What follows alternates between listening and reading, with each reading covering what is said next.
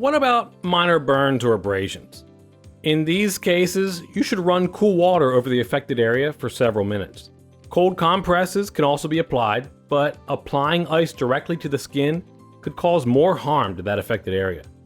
If you've got pain relievers available, you can administer them only as directed on the package. Some antibiotic ointments also have pain relieving properties.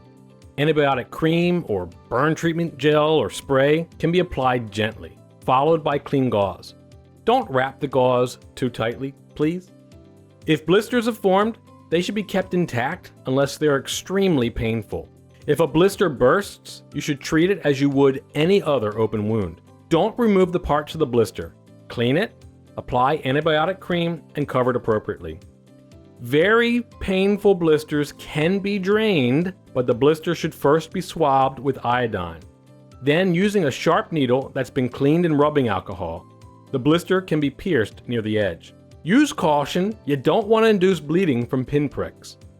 Appropriate barrier ointments, bandages, and protective gauze can then be applied. Here's a common mistake when treating burns, cuts, and abrasions. Rubbing.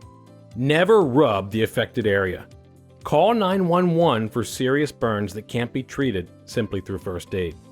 This would generally involve large areas, but always when there's charred flesh. While waiting for help to arrive, you should apply a cool, moist bandage to the affected area. You never immerse a body part in cold water. Why? It could induce shock.